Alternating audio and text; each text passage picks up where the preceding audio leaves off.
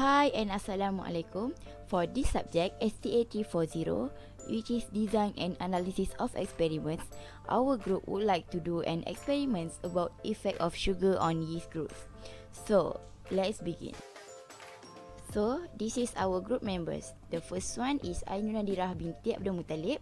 Next, Hanim Azwani binti Ahmad Nizar. And the last one is Siti Nurul Faqihah binti Khusairi. Before we construct an experiment, we should know the background of the study. So for this experiment, the background of the study is major sources such as carbon and energy can use one or more sugars that can be known from all yeast. In the biotechnological process, many yeast strains have been derived from natural habitats. Therefore, the conversion of available sugar to ethanol occurs rapidly due to the high sugar concentration. Yeast can live in a wide variety of ecological niches, especially in water, soil, air, and on plant and fruit surfaces. Yeast is also eukaryotic microorganism. One of the important phases in the bread making process is the yeast-mediated fermentation of the dough. The fermentation performance of yeasts during fermentation is very important for the quality of the final bread because yeast cells produce carbon dioxide and other metabolites that have an influence on the rheology of the dough and bread texture, volume and taste. In the manufacture of alcoholic beverages as well as breads and byproducts, fermentation is a well-known natural process used by humans for thousands of years as a basic purpose. Fermentation is a central metabolic process in which organisms convert carbohydrates. This is a point of view from a strict biochemistry perspective. At the nutritional levels, yeast is less demanding compared to other microorganisms, yet its growth is supported by the presence of basic compounds such as fermentable sugars, ammonium acids, vitamins, minerals and even oxygen. Next, after we know the background of the study, we should know the problem statement of an experiment. So, the problem statement of this experiment is yeast needs to be supported by existing basic compounds from their surroundings and environment like fermentable sugar, minerals and oxygen in order for it to grow and reproduce, which is to make more yeast. However, for this study, we would like to do an experiment that only involves fermentable sugar for the yeast growth. Yeast is known to be able to utilize one or more sugar as a principal sources of carbon and energy as a part of growth. This process is also called fermentation. A study also shows that the mixture of yeast and sugar could release carbon dioxide gas since the yeast feeds on the sugar and turns the sugar into energy. However, the expansion of yeast of the level of carbon dioxide produced could be affected by the amount of sugar that have been put in the yeast. The expansion of the yeast or the amount of carbon dioxide have been produced from the yeast could also represent the texture of the yeast growth. This can be applied in the dough making process. For example, if a person wants to make a bread with a fluffy texture, they could refer to the amount of sugar that results in the yeast producing a higher amount of carbon dioxide.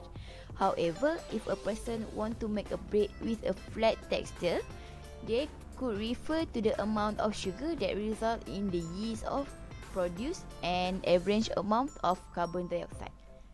Therefore, based on the stated facts, we are interested in investigating more about the issue. Hence, we want to run a study between the amount of sugar put in the yeast and the growth of yeast, which is the production of carbon dioxide from the yeast. After we know the problem statement of the study, next we find the objective. So, the objective of this study is to identify whether there is any difference between the amount of sugar put in the yeast and to identify which pairs of the amounts of sugar put are different from each other. Next is a selection of the response variable. Response variables are defined as outcome that will be used as the main evidence of the treatment effects of the experiment.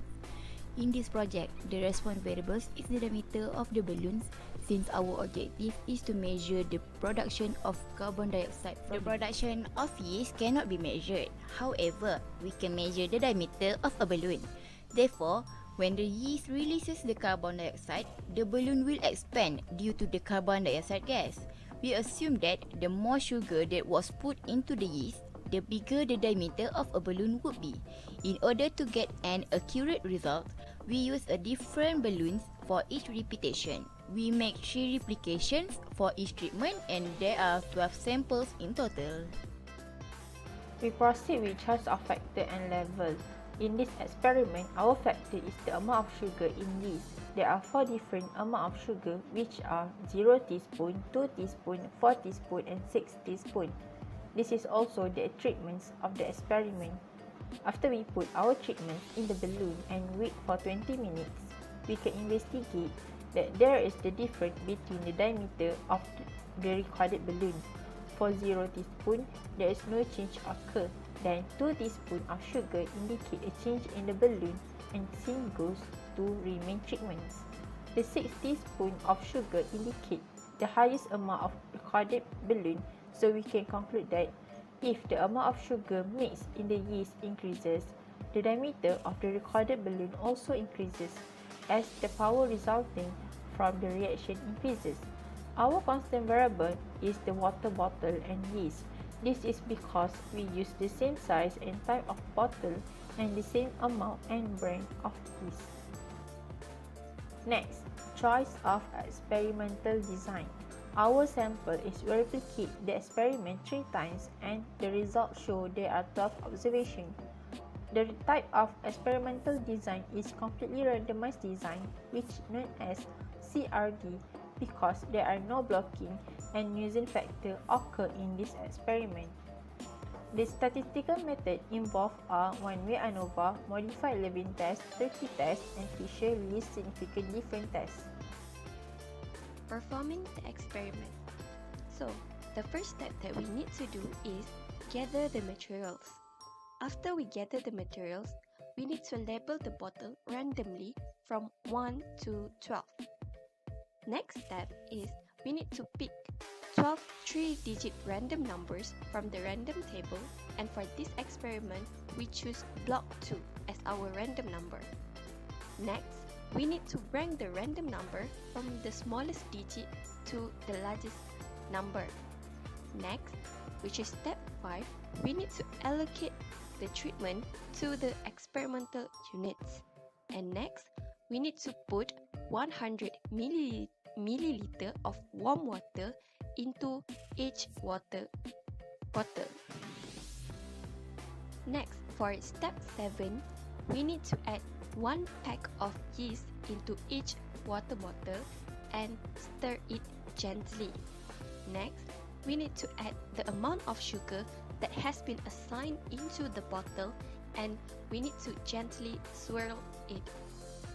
For the step 9, we need to close each water bottle with a balloon, and right after that, we need to start our timer for 20 minutes. For step 10, after 20 minutes, we need to put a string surrounding the balloon. And step 11, we need to measure the string by using a ruler and record the measurements. And for the last step, we need to repeat step 6 until step 11 for the next replication until we got 3 replications. This is the data that has been collected from the experiment. For the data analysis, the first thing that we are going to do is we need to check the ANOVA assumptions. So, first thing, we need to check the homogeneity of variance. So, we check the homogeneity by using Levin test. So, after we run the Levin test, we get the p-value which is 0.054, which means it is more than the p-value is more than the alpha value, which is 0.005. So, in conclusion, we fail to reject hash null since the p-value is more than 0.05. In conclusion, the variance for the amount of sugar put in the yeast is equal. Next, the ANOVA assumption, we also need to check the normally distributed. We check it by using histogram. So we can see here that the line of the data bell is bell shaped. So we can conclude that the data is normally distributed. We can also check the normally distribution by using normal probability plot.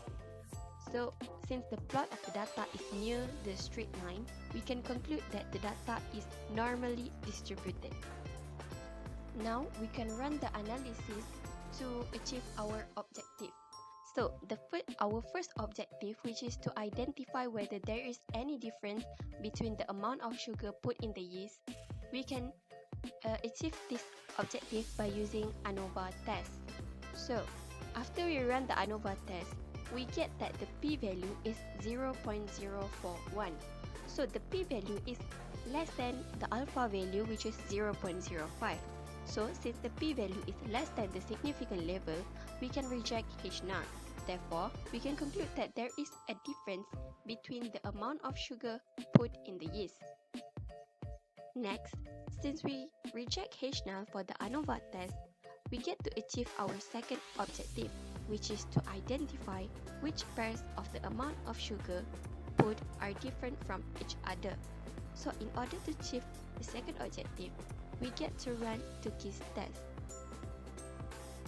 The H0 is rejected if the p-value between the two groups is less than the significant level, which is 0.05.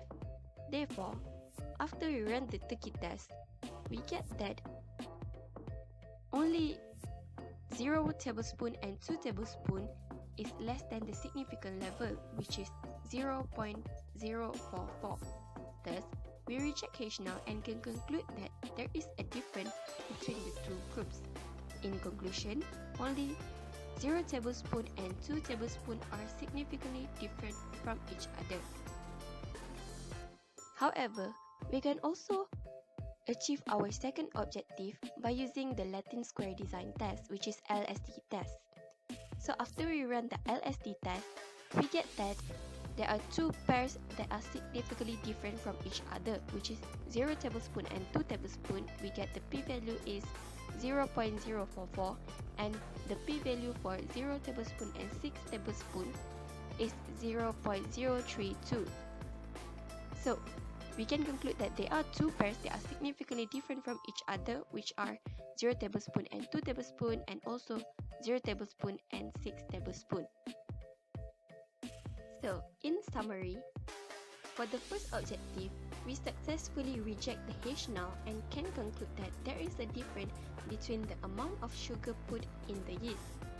And for the second objective, which is to identify which pairs of the amount of sugar put in the yeast are different from each other, we get to conclude that only 0 tablespoon and 2 tablespoon sugar put in the yeast are significantly different from each other. So this is by using the Tukey test. However, if we use the LSD test, we conclude that there are two pairs that are significantly different from each other, which are 0 tablespoon and 2 tablespoon, and also 0 tablespoon and 6 tablespoon of sugar. Step 1. Label the bottle randomly with 1 to 12.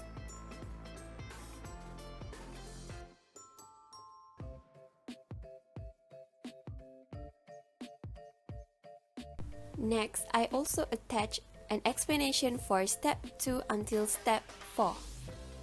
So, for the next step, I would do a randomization method. So, the first thing that I'm going to do is I'm going to pick 12 3-digit random number from random number table. And from this experiment, I'm going to pick the random number from block number 2. As you can see here, this is the random number table. So I'm going to pick 12 3-digit random number from block number 2. So I already put a number here. As you can see, I only took 12, which is from 150 until 409. So this is 150 until 409. Okay, so after I pick the random number, I'm gonna rank the random number from the smallest to the largest. The ranking is also known as experimental unit. So the smallest number here is 69. So this is the smallest number, and I'm going to rank it as 1. So the next is the 143, and I'm going to rank it as 2, and so on until we got the smallest, until we got the largest number, which is 930. So this is the largest number, so I'm gonna rank it 12. So after I rank the random number, lastly, I would allocate the treatment with 0 tablespoon of sugar to the first 3 experimental unit. So next, the treatment with 2 tablespoons of sugar to the next 3 experimental unit. And for the treatment with 4 tablespoons of sugar, I'm going to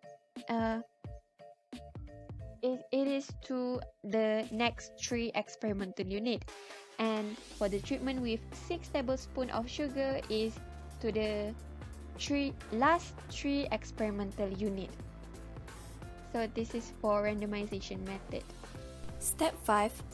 Put 100 ml of warm water into each bottle.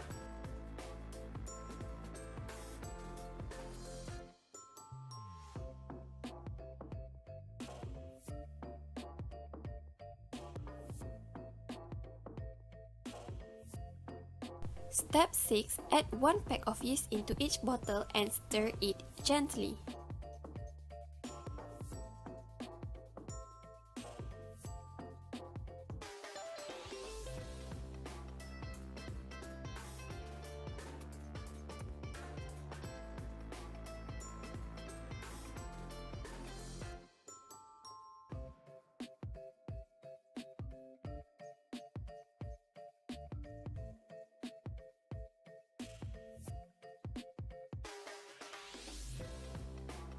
Step 7 is to add the amount of sugar that has been assigned to each experimental unit.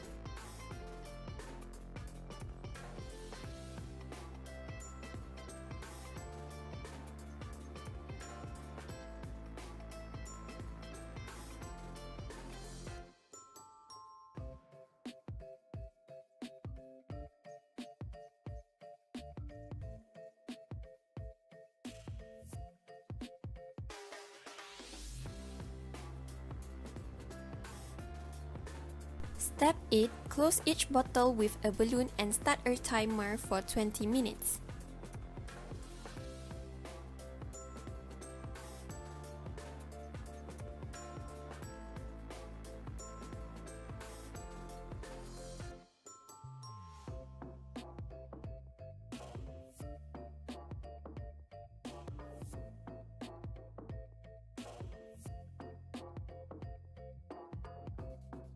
Step 9. After 20 minutes, put a string around each balloon and measure the string by using a ruler and record the measurement.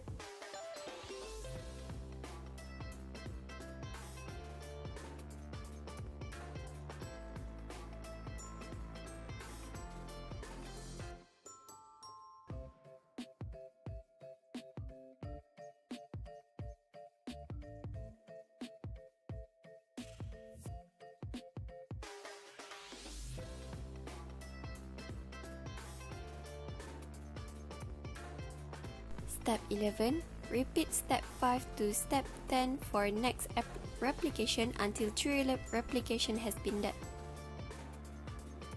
And that is that from our group. Thank you.